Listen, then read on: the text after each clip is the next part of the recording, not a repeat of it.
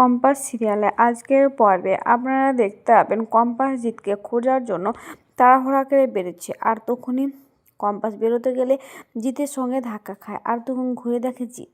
তখন কম্পাস বলে, জিত তুই কোথায় ছিলি? আমি তো তোকে খুঁজতে বেরোচ্ছিলাম, আর তোর এই অবস্থা কেন? তোকে কি ওরা মেরেছে? তখন বলে, না আমাকে মারেনি খো, আমি রাস্তায় পড়ে গেছিলাম। তখন বলে, শোন, আমি রাস্তায় পড়ে গেছিলাম আর ওখান থেকে ছুটে এখানে চলে এসেছি। তখনই ঠিক একটা লোক মাস্ক পরে সেখানকার হাজির হয়ে যায় আর বলে, কে আপনি? তখন কিঞ্জল ভাবতে থাকে যে কিঞ্জলও দাদার ঘরে যায় আর বলে, দাদা কী হয়েছে?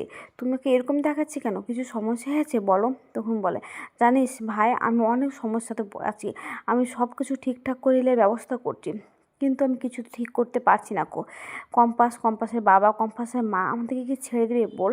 বহুদিন বছর আগে তো কম্পাসের বাবার সঙ্গে কি করেছি আমরা দুজনে, সে তো আমরা খুব ভালো করে জানি। তাই আমাকে এই জীবনটা কুড়ে করে খাচ্ছে। আমি বুঝতে পারছি না আমি কি করব তা। তখন কিঞ্জল বলে, কী হয়েছে ভাই, একটু বলো না প্লিজ আমাকে খুলে। তখন বলে, আমি চাই না যে কম্পাসের বাবা মা এখানে থাকতা। আমরা তা বলে আমি ক্ষতি করবো সেটাও বলছি না, আমরা অন্য কোথাও পাঠিয়ে দেবো। আর সে পাঠানোর জন্য আমাদেরকে একটা ব্যবস্থা করতে হবে, যেটা দেখে ওরা বুঝতে না পারে যে আমরা পাঠিয়ে দিচ্ছি তা। এমন একটা গল্প আমাদেরকে ভাবতে হবে। তখন বলে, আচ্ছা ঠিক আছে। আবারও কম্পাস বলে, কে আপনি বলুন, কিসের জন্য এখানে এসেছেন? আর আপনি কারই বা লোক? নিশ্চয় আপনি অভিযান দত্তর লোক, আপনি এখানে করে এসেছেন। তখন কম্পাস বলে, আপনি কি চাইতে এসেছেন এখানে? তো একটা ফাইল নিয়ে এসেছে এই ছেলেটা, এই জিৎ বলে ছেলেটা, তাই সেই ফাইলটা আমরা নিতে এসেছি। আর যদি তুমি আমাকে না দাও ফাইলটা, তাহলে কিন্তু ওকে আমরা শেষ করে দেবো। তখন কম্পাস বলে, আপনি কি বলছেন এটা? আমি কিছুতেই এই ফাইলটা দেবো না কো। তখন বলে, দিবে না তো দেখো আমি শেষ করে দিচ্ছি। এদিকে আবারও ভাবতে থাকে কিঞ্জল যে দাদা বলেছে যেভাবে হোক ওই ফাইলটা নিতে হবে। আর বলেছে যে শোনো, একটা কথা বলি আমি, কম্পাসের বাবাকে তো আর মাকে এই বাড়ি থেকে তো বের করতে হবে। তার আগে কিন্তু আমাদের আর একটা কাজ আছে। তুই তো জানিস যে ওই গ্যাস লিক করার কথাটা কিন্তু কম্পাস শুনেছে, আর সেটার জন্য তদন্ত বেরিয়েছে।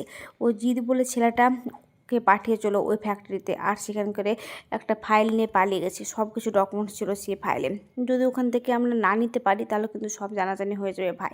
এদিকে আবারও তখন বারবার করে ফাইলটা চাইলে কম্পাস বলে, না ফাইলটা দিব না। তখন কম্পাসের দিকেও বন্দুক তাক করে। তখন জিৎ বলে, কম্পাস তুই কিছুতেই ফাইলটা দিবি না, দরকার হলে আমাকে মেরে ফেললে মেরে ফেলুক, আমি কষ্ট করে ফাইলটা তোকে জোগাড় করে দিয়েছি, তুই কিছুতেই ওকে ফাইলটা দিবি না। তখন আবারও কিঞ্জল ভাবতে থাকে যে ওর দাদা ওকে বলছিল যেভাবে হোক ফাইলটা ওখান থেকে আনতেই হবে, সে যে করণ করি হোক না কেন। আর না হলে ভেবে ওখানে কিন্তু শুধু আমার একা শেয়ার ছিল না কো, তোরও কিন্তু শেয়ার ছিল। দুই ভাই কিন্তু আমরা ওখানে ফেসে যাব। আর তাছাড়া জানিস তো ওই ফর্মুলাটাও আমরা পাইনি। ওই ফর্মুলার লেগে আমাদেরকে কত কী করতে হচ্ছে। ওই ফর্মুলার লেগে ওই লোকটার কাছ থেকে আমাকে পালিয়ে পালিয়ে বেড়াতে হচ্ছে। কিছু তো একটা কর ভাই, এসব কথা বলতে থাকে। এদিকে আবারও কম্পাস বলে, ঠিক আছে আপনাকে আমি দিয়ে দিচ্ছি ফাইলটা। বলে ওর ব্যাগ থেকে ফাইলটা বের করলে জিৎ বারবার করে ওকে বারণ করে, তবুও ফাইলটা কম্পাস ওকে দিতে যায়। এদিকে দেখা যায় যে অখিলেশ ও আবার ওখানকার দাঁড়িয়ে ভাবতে থাকে, দেখছি আমি কি করা যায়, এসব বলে দাদাকে। তখন কম্পাসের কাছ থেকে ফাইলটা ও পেয়ে গেলে সেই ফাইলটা নিয়ে সেখান থেকে তাড়াহুড়ো করে পালিয়ে যায়। আর তখন জিৎকে বলে, আচ্ছা জিৎ তুই ঠিক আছিস? তখন জিৎ বলে, তুই কেন ফাইলটা দিলি? আমি তো বললাম তোকে দিতে হবে না কো, এত কষ্ট করে আমি জোগাড় করলাম প্রমাণগুলো, আর তুই ওকে দিয়ে দিলি, এসব বলে। এদিকে বিহান চুপি চুপি দূর থেকে সব কিছু দেখে। আর বিহানের সাথে সাথে সেখানে মাহি, অরিন আর মনালিসা তারাও আসে। আর এসে বলে, ছোটদা ভাই দেখছিস ওইদিকে তোর জন্মদিনে তোর সঙ্গে টাইম ওয়েস্ট করছে, আর এদিকে জিৎকেও এদিকে ও হাতে রেখেছে। সত্যি মেয়েটা দেখতে যেরকমই হোক না কেন, ও কামাল করে দিচ্ছে সত্যি, ও কিন্তু বুদ্ধি আছে। তখন মাহিকে বলে বিহান, মাহি তোকে আমি বলেছিলাম এখানে আসতে, আর কেনই বা আসবি? তখন মনালিসা বলেন, দেখাতে আসলাম তোমার বউ কীর্তিকলাপ, যে তোমার বউ কী করছে আর না করছে এগুলো দেখাচ্ছি, এগুলো তুমি দেখো। তখন বলে, তোরা এখান থেকে বেরিয়ে যা। তখন ওরা সেখান থেকে চলে এলে মাহি, এদিকে বিহান তখন চুপি চুপি কম্পাসের কাছে চলে আসে। আর জিৎ বিহানকে দেখলে চমকে ওঠে, আর তখন কম্পাসও চমকে ওঠে। আর তখন বলে, কী হয়েছে আমাকে বলো, কিন্তু ভালো করে বলছি, জিজ্ঞাসা করছি বারবার করে। তখন ওরা বলতে থাকে। এদিকে দেখা যায় যে কিঞ্জল ওখান থেকে পালিয়ে এসে আর ফাইলটা দেখে আর বলে, ফাইলটা তো কম্পাসের কাছ থেকে ভয় দেখিয়ে কেড়ে নিলাম, কিন্তু এটা তো একটা ক্রাইম, আমি এত বড় ক্রাইমে জড়ে পড়ছি কেন, এসব বলে। এদিকে তখন বিহান বলছে, তোমাকে এতবার করে বারণ করলাম, তোর বোধ তুমি ছেলেটাকে ওই কাজে জড়িয়ে ফেলেছো? তুমি যদি ছেলেটা বিপদ হতো তাহলে তুমি কি করতে? তুমি কি একটা কথাও শুনবে না?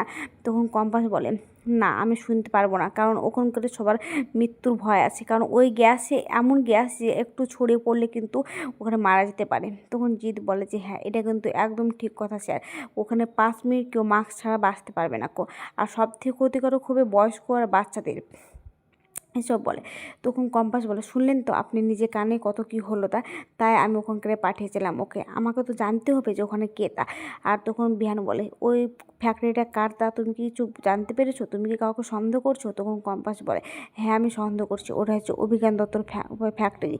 আর তখন বিহান চমকে যায়। কিছুক্ষণ পর দেখা যায় যে কম্পাস যে প্যান্ডেলটা তৈরি করেছে সেটা ভাঙচুর করে ওরা তছনছ করে দিয়েছে। তখন কম্পাস মন খারাপ করে থাকলে সেখানে ঋতুজা আসে আর এসে বলে, কে করলো এসব কম্পাস, তুমি কি জানো?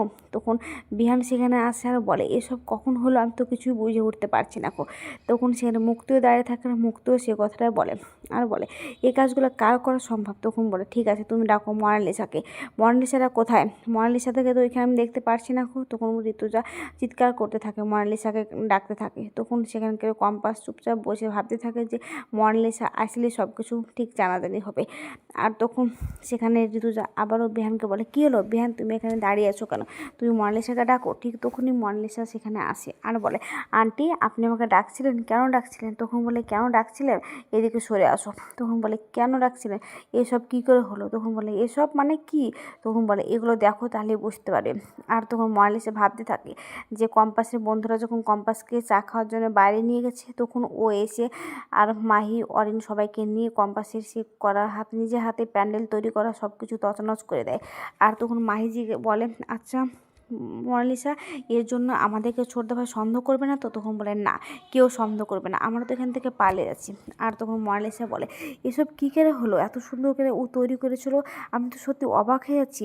আর তাছাড়া তো ও যখন নিজে হাতে কাজগুলো করছিল আমরা তো ঘরে বসেছিলাম, আর সেখান থেকে বেরিয়ে আমরা ডিনার করতে গিয়েছি, কিন্তু আমরা তো সত্যি জানি না এসব কে করলো তা। তখন মোনালিসা বল, আচ্ছা বিহান তুমি কি আমাকে সন্দেহ করছো?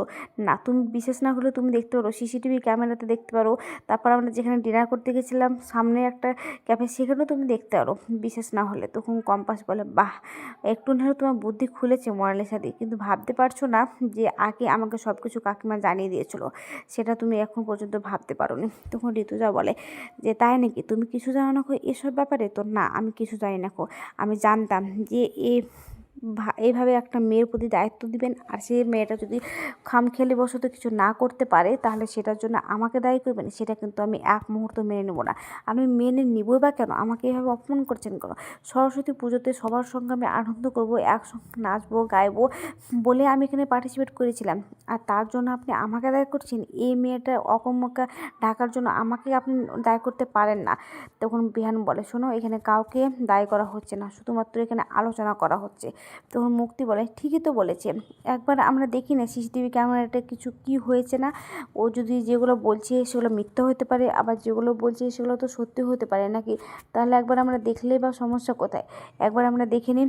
তখন মোনালিসা বলে, আপনি কি বলতে চাইছেন আর কী ভাবছেন সেটা আমি বুঝতে পারছি, কিন্তু তাই বলে তো এটা সন্দেহ করছেন আপনারা আমাকে, সেটা তো মিথ্যে হয়ে যেতে পারে না নাকি? আমি সত্যি এটা কখনোই ভাবতে পারিনি, আমি বরদাস্ত করবো না বলে মোনালিসা সেখান থেকে বেরিয়ে চলে যেতে গেলে বিহান বলে, দাঁড়াও মোনালিসা, এখান থেকে তুমি কোথাও যেতে পারবে না, যতক্ষণ না এখানকার সমস্যার সমাধান হচ্ছে তুমি এখান থেকে চলে যাবে বললেই কিন্তু চলে যাওয়া হবে না তখন বিহান এসে বলে ওর মাকে, মা এবার কি করবে? তখন ওর মা কম্পাসকে বলে, কম্পাস এবার বল তুই কি করবি, তুই কি কিছু ভেবে রেখেছিস, দ্বিতীয় কোনো প্ল্যান কি করে রেখেছিস? তখন কম্পাস বলে, হ্যাঁ আমি সব কিছু করে রেখেছি, যেটা আমি ভেবে রেখেছিলাম মা সেটাই হবে, আর আমি সেটাই কিন্তু করব, কিন্তু একটা কথা, এবার আমি সম্পূর্ণ এটা নিজে হাতে একা হাতে করতে চাই, কারো সাহায্য কারো হেল্প আমার চাই না, এটা আমি একাই করব। এই কথাটা শুনে ওখানে সবাই কিন্তু অবাক হয়ে যায়, মোনালিসা বিহান সবাই, যে ও কী বলছে, ও কি একা হাতে পারবে, এসব ভাবা চিন্তা করছে। আর এদিকে মেঘামালা রশ্মিকা হাসছে। তো আজকের পর্বটা কেমন হয়েছে, যদি ভালো লাগে তাহলে কমেন্ট শেয়ার সাবস্ক্রাইব করবেন, আর হ্যাঁ ফেসবুক থেকে দেখলে অবশ্যই ফলো করবেন, আর কোন কোন সিরিয়ালে আপডেট পেতে চান আমাকে বলবেন, আর কোনো জায়গাতে ভুল ত্রুটি বলে থাকলে আপনারা ক্ষমা করবেন।